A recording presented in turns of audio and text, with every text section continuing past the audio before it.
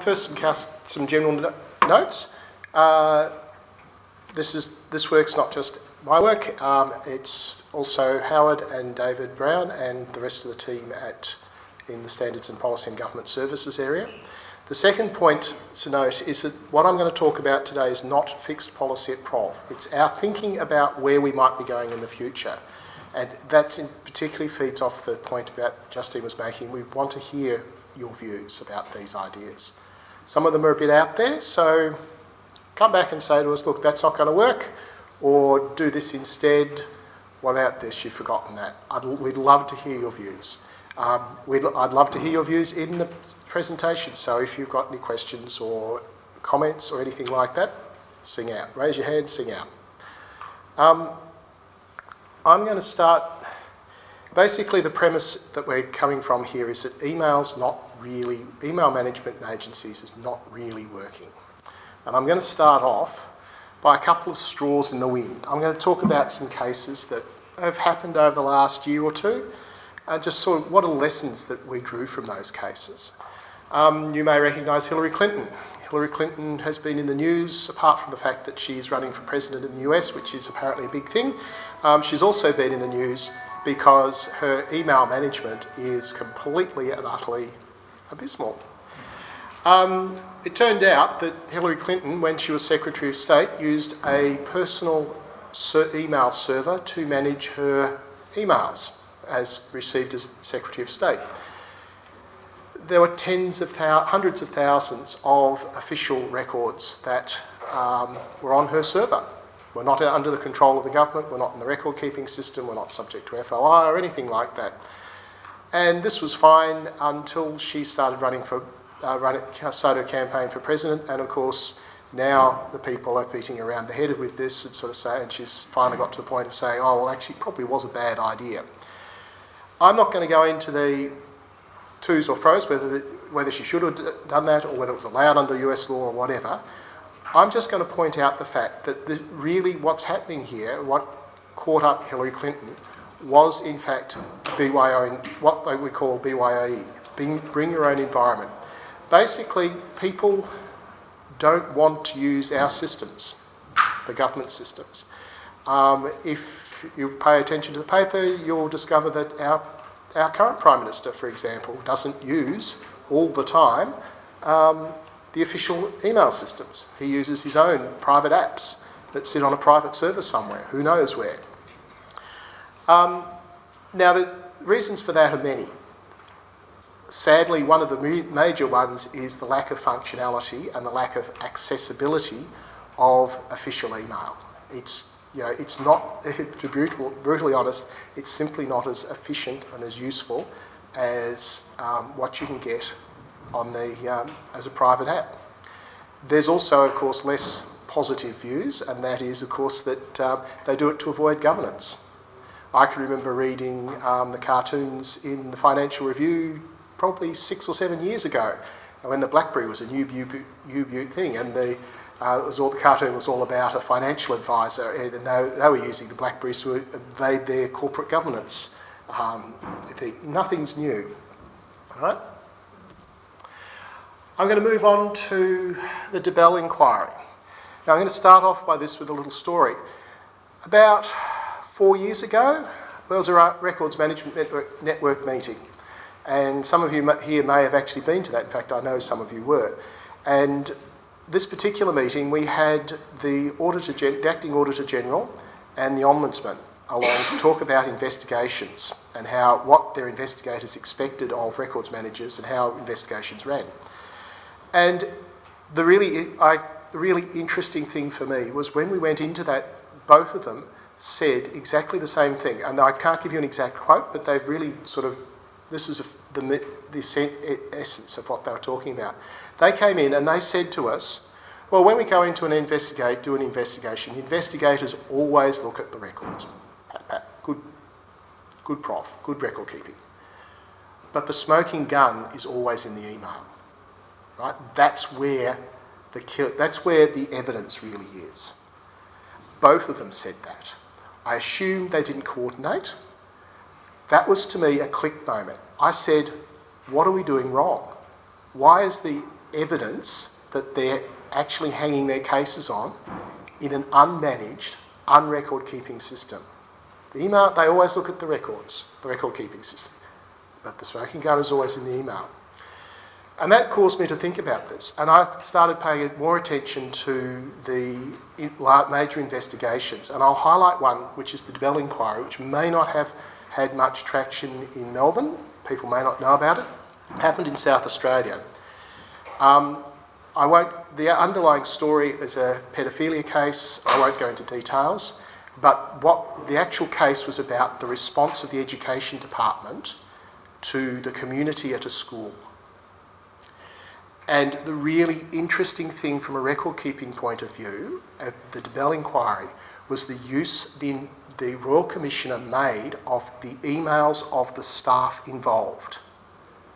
By using the emails of the staff involved, he was able to show exactly how the understanding of the public servants deviated from what would be considered social norms and expectations and from the law. And he was easily able to show that the public servants didn't understand what was going on, didn't understand the law, didn't really think about what society should actually do. The records were almost non-existent. None of this was in the records. It was all in the emails. And that caused me to, and that's a good example of one of the strengths of emails. It's unself-conscious creation. If you think about records and emails as we normally do, what the staff are normally expected to do is they actually you receive an email and the staff think, oh, I've got to actually create a record about this. And then they go off and do something else and put it in the record-keeping system. That's self-conscious creation. They're thinking about the fact that they have to put this away. And there's two problems with that. The first is simply that they might decide they don't want this to be in the record at all. And we saw this in a recent case in Melbourne where in one of the departments they got an email that they considered silly and they said so in the email and they didn't file it. The second problem is, of course, that simply they might decide that this is not actually important and not bother to file it at all, and that happens all too frequently. And that means that, in fact, this is why email is such a powerful tool in investigations, because people they're using email to communicate, to do their work, and as a side effect, things are recorded about them, what's happened. There was a second issue about the Debelle Inquiry that was really interesting. And that was it illustrated a really big problem with email, and that was about who was told and when. Now, it turned out that part of the whole sequence of this was that the question was the relevant minister told about this? Did they know? Did they make a decision? And it turned out it was not only hard to find the relevant emails to the minister. Oh, and the minister, by the time this all blew up, was, of course, the Premier. So it was a politically hot potato. So it turned out that the emails are not only hard to find, but some of them had been deleted by IT. So the email trail was not completed due to uncontrolled deletions. The uncontrolled deletions embarrassed the relevant minister, who, as I said, was now the Premier, and there was consequential things. There was a big inquiry into State Records South Australia about whether they're actually managing emails properly and what are they doing about this. So it was a politically hot potato. It was all caused by the fact of a problem with considering emails as records. I'll go a little bit further on. Hillary Clinton's travails generated a whole lot of other interesting information and released a whole lot of other things. And one of the things was an Auditor General's, equivalent of the US Auditor General's report into email management in the US State Department. And they discovered that in 2011, the US State Department created 1 billion emails sent, of which they registered 61,000 in the email system. That is 0.06%. Right? Now, the State Department had implemented a complete integration. There was an easy integration from their email system into the record-keeping system. It was quite possible to create records and register, as we all experience and know. 0.06% of 1% were actually created. And they said that in the following year, they didn't give the numbers, but the number of records had declined by a third. Right? So it was actually going down, not going up. And to be brutally honest, between you, me and the gatepost, I would reckon that most of those emails were from records managers filing their business. From the Canberra Embassy, they created just 24 emails, registered 24 emails in that year, because they actually broke them down. Now, the OIG, the Auditor General's main recommendation was more training. The staff need more training about recognising what emails are, which emails are records and how to use the system. But I'd say, yeah, right. How much training do you want to do, and how much money have you got? And I'd really be saying that email integration is really not working in many organisations. Some organisations it works, some organisations it doesn't. And this comes back to the concept that it's conscious creation of records. People actually have to make a decision about creating them. The final one's a Victorian one, which we were horrified at the time. In 2012, Tenet X, and you all know who they are, argued that it would take 24 years and nearly $1 million to search 22 months of email to satisfy an FOI request. And they were arguing this in VCAT, and VCAT said, that sounds really like a really bad, expensive search, you don't have to do it. And we went, Now, the problem was that VCAT, what Tenet X was doing was they were storing these emails as backup tapes. So every now and again, they'd back up the system, they'd put it on tape, they'd stick the system in, they'd tape on a box.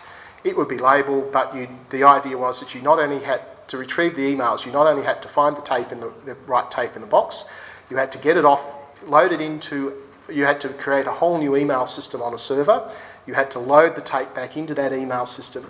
Then someone had to sit down and physically look at every single record, because we all know how good Lotus Notes is at searching things. So the problem was that that number and that figure could actually be true. That is the truth. That is the actual figure that it takes to search 22 months of email. And the answer to that is, well, why are we keeping it? It's effectively unretrievable. Right? So in order to do this, so I've highlighted some of the issues here with email, some of the strengths, some of the weaknesses. So how does email really stack up as a record keeping system? And to answer that, I want to start by looking at, well, why do we keep records? I always think of keeping records for 6 reasons. We document people's entitlements, right? It's a people issue fundamentally for me. It means that government agencies can efficiently carry out work over time. It's very hard to do very few transactions with government. Just do something. Here's a communication, get a response back. Most of the time, transactions are long over sequence, might be over years that you have to keep track of the state of something. And it's very hard to do something efficiently if you're not actually keeping records as you go. It's protecting our legal position. So if someone sues us, or if we need to sue someone else, we want the records to be able to show this is what happened. Otherwise, we're dependent on their records, and who knows what that might have. It's to hold organisations and staff to account. And it's important to remember that accountability in governments is not just, ranges from very innermost inside agencies all the way to massive external investigations. So governance ranges from the internal government audit committee inside an organisation, through managers looking at what's going on and what happened, so internal investigations, through to external investigations such as the Ombudsman and the Auditor General, through to, and then even bigger than that, into royal commissions and police investigations. So governance ranges a whole range of things. It's not just those big external ones, it's also the little internal investigation about what went on. It provides society's memory. Ultimately, the stuff in here is all about remembering what we were doing. And one of the things Justine just talked about was the soldier settlement stuff. That's about our society remembering what happened to soldiers when they came back from the war. The horrors of war, they came back to the horrors of peace in many cases. And we need to remember that. And the final thing is to reuse valuable information. So the stuff that government does and creates is not just useful to government, but it's often useful to all sorts of people and can make lots of money for people. Now, when you think about poor management and poor management in government, that's a substantial problem. For people, it's a substantial problem because they might not have the records in government to actually document what happened to them and why, and it may affect them personally. It's also, that sometimes doesn't fly with the senior people, but it also affects the government. It makes it more expensive to run, the government more expensive. If you can't have the records, you can't possibly deliver complex services efficiently. If you don't have the records, someone may do you over in a legal case, right? If you don't have the records, you may be wasting your money because some of it may be leaking out because people steal it. And we saw a case in the Department of Education fairly recently, right? You may also be wasting money in society because you may be throwing away perfectly good information that someone else can use. So all of these things are important why we keep records. So one of the positives and negatives of email as a record keeping system. The really big positive, is, from my perspective, is it's generated as a side effect of doing business. Doing business in public service is primarily about communicating with people. It's communicating with your colleagues, it's communicating with people outside, it's communicating with the public, right? The beauty of email is as a side effect of that communication, because that's a primary core way of using email. As a side effect of that communication, things are recorded, things are kept. And the beauty of it is not only that they're kept, but all the context is kept. It's who communicated. It's when the communication happened. It's all the information about what was in that communication. And then you can thread them together. So you can say, what did they do? What did they reply? So that's a really strong, powerful benefit. And that's what the Auditor General and the Ombudsman are picking up on. The record is more likely to exist and is more likely to be accurate because you're actually communicating to do business. You can't send someone an email and say, oh, do this, and then, it's not like a formal record that you're creating that might not accurately convey what you told someone. The email is what you told someone, so what they're going to act on. So that's really good for where public's entitlements, it's really good for doing the business, it's really good for legal things, it's really good for governance, and it's really good for memory. It's what actually happened in many cases. The negatives are, as we've seen in the stories that I've talked, the primary one is deletion is not controlled. So I can receive an email and I can simply, I'll do that, but I'll quickly delete it. Or I'll send an email and I'll quickly delete it. I didn't say that. No. The beauty, that's balanced, however, by the fact that email is always sent from two places, and so I've got a copy and you've got a copy. If it's sent to multiple people have a copy. So I could delete the email, but there might be very often multiple copies floating around. That can still be retrieved. So deletions there is not so bad. The problem with the Debelle Inquiry was that actually, for the Premier, was that the deletion was not about the individual person concerned making a decision. The decision was an IT one to actually wipe things periodically. And the same thing actually is true for Tenet X. That's the problem there, because what they're doing is they're putting it on tape and wiping it from the easily searched or more easily searched storage. The other problem with emails is that access is very problematic. The beauty of a conventional record-keeping system that we use in EDRMS is that we classify them. We collect the individual records into files, which I call stories. We collect, and so if you want to know the story about something, you collect the file and you read all the things that have been collected. The record keeping effectively brings all those things back together again, and you can see things easily. Email has no such thing. People may organise their emails that they receive into folders in their directory, in their email account. They may not, but they're their personal folders, and that other people can't necessarily do it. Even if you made them publicly accessible, all the folders publicly accessible or searchable by staff, there's still a privacy issue because let's say you make my emails as a manager accessible to everyone in the organisation or the other managers. Well, there's a lot of stuff in there that's not just about and we're not talking just about my personal use of email, sending it to my wife or whatever, but we're also talking about HR issues, so communications with my staff. Other people don't have the right to see that. and that's a HR. There's no access control at all in any way, shape or form to records. However, I'd say these are real problems. These are very serious problems with using email as a thing. But we don't, what the problem is, I think, we don't exploit the features of email to address them. How do we manage email? Currently, the most common way of managing email is by EDRMS. So this is a classic approach by records managers. We saw that in the US Auditor General of the State Department. The idea was, well, you've got your integration into an EDRMS system. The problem was that people just weren't using it, so the problem is more training. The EDRMS is still recommended today, but realistically, there are a lot of people, a lot of organisations who just do not spend the time to do that properly. They don't email, they don't register their emails. It's made worse by clunky and hard to use integrations. I heard a story in New South Wales. They integrated in one agency, they integrated their email system, or they were using Google, and they wanted to integrate that into their EDRMS, and Google, they were doing it officially, so Google said, yes, we'll do this. And I think there were 10 or 12 button clicks to actually go through to integrate this. And it was actually extremely clunky and slow to use. And not surprisingly, no one did it. So a complete waste of time. That story suggests cloud-based email solutions, which we're very likely to be coming down the track for many of us, and certainly have already arrived for some agencies, add a whole new dimension to barriers to that. There may be no API or way of interfacing effectively into that email system. So you just forget about it, a registration into your email system. And finally, there is a fundamental archival problem. Registration in an EDRMS is fundamentally conscious creation.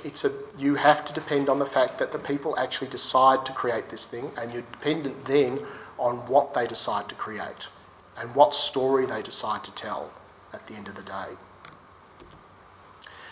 Another approach also has its problems, is an approach called Capstone, which comes out of NARA, the US National Archival Authority.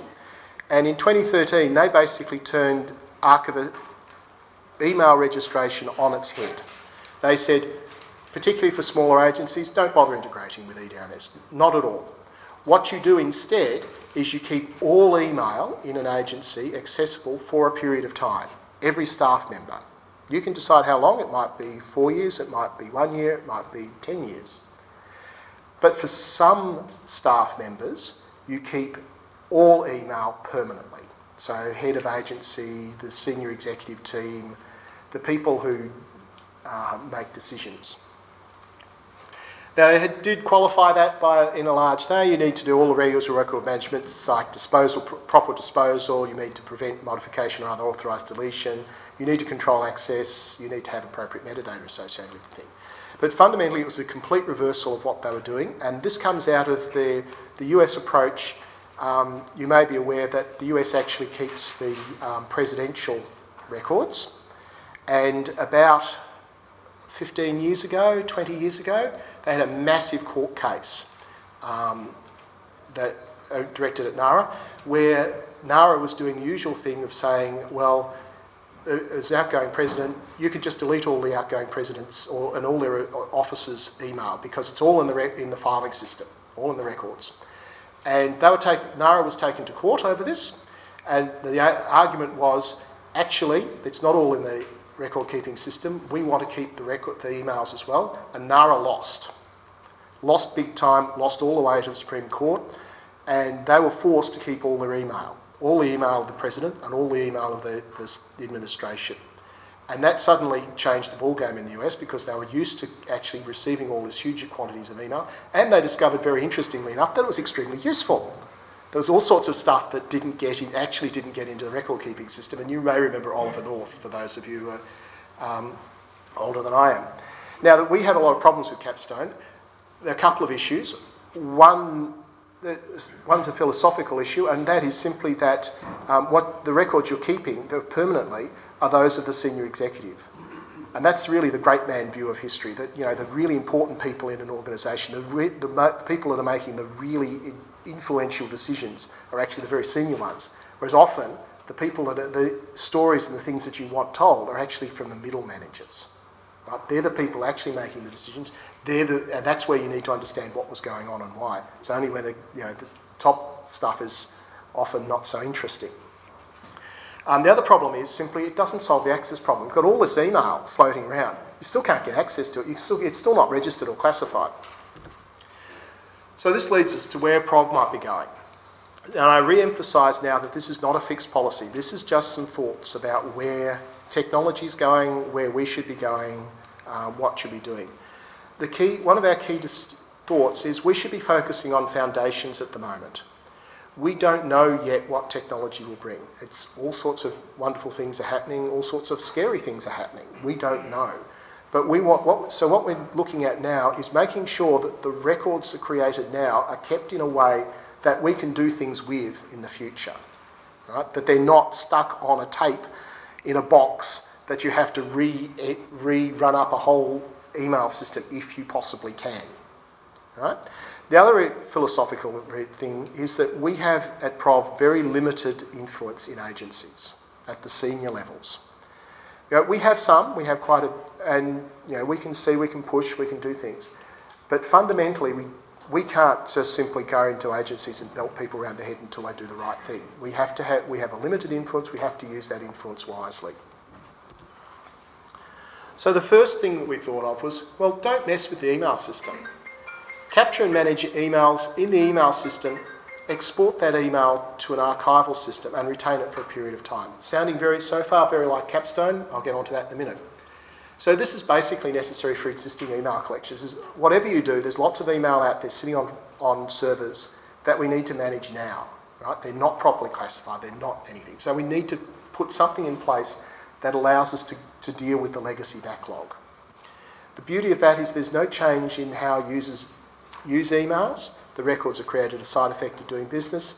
And this also matches our approach with other non-traditional record keeping systems like business systems. We don't no longer say, if you've got a client management system, print it out, put it all in the EDRMS. You manage those emails in the business system and you make sure the business system has the appropriate controls around it. You do things with there.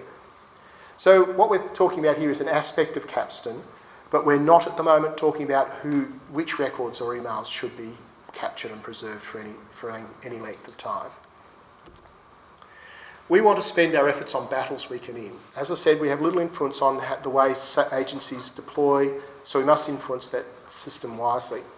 So the critical key for us is what functions do we push for in an agency system, and this applies to all agency systems, including business systems.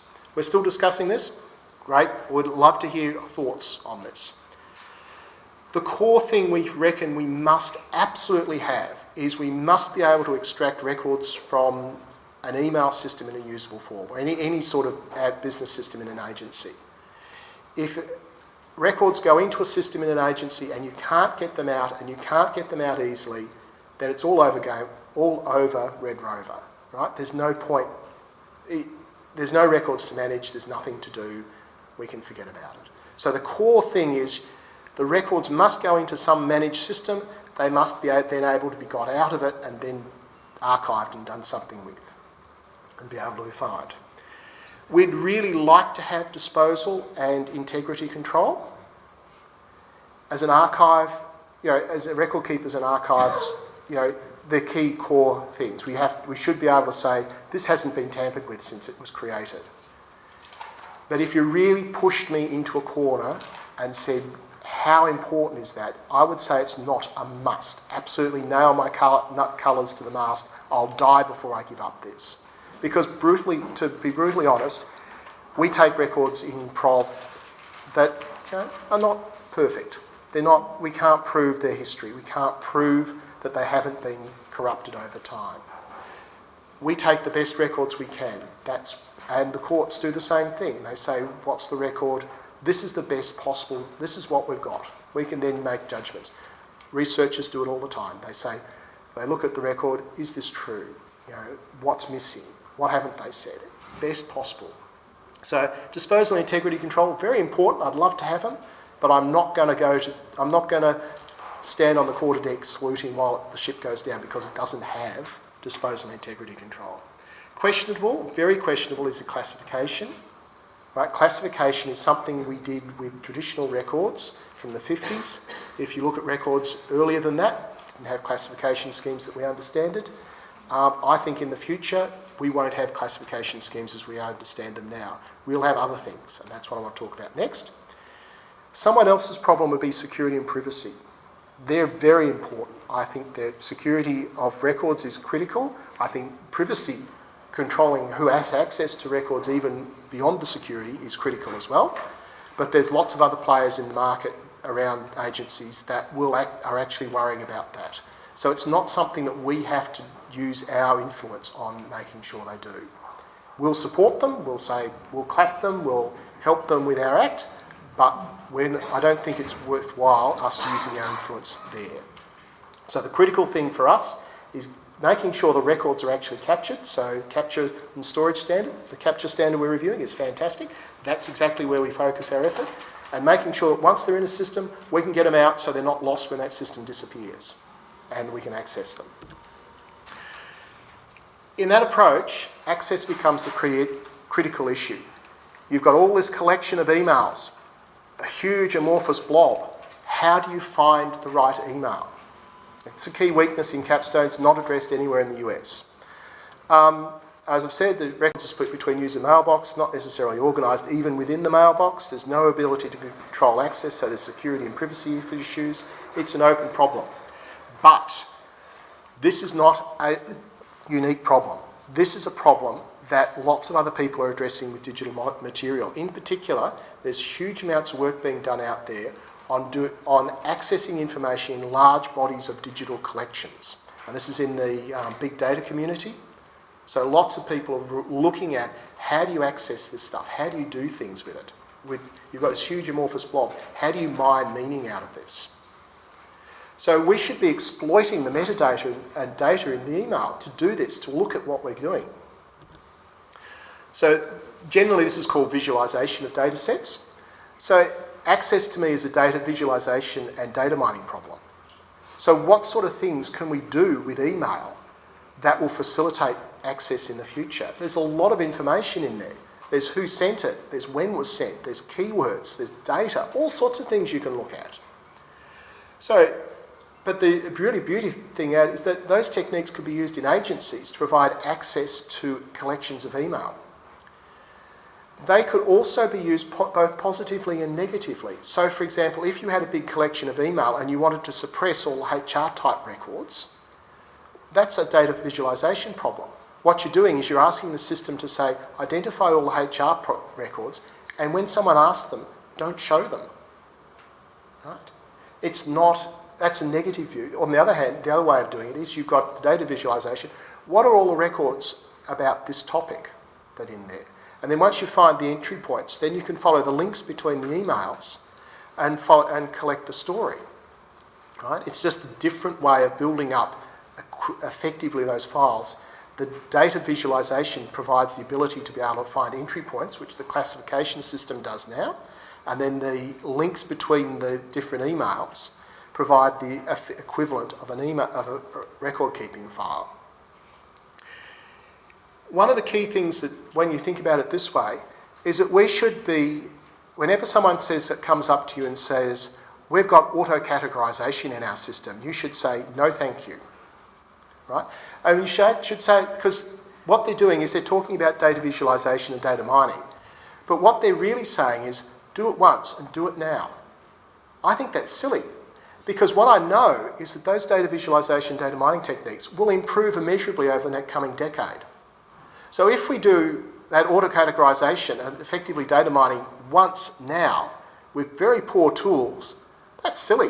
What we should be doing is doing it once now for what we do now, and in another year when a new improved tools comes on, we should do it again, and we should keep doing it. Right? The final thing I could be saying about is that this data visualisation and mining techniques could be used to actually select the records that are interesting and get rid of all the other ones that are like tea room. You know, come along to the tea room now because there's cake.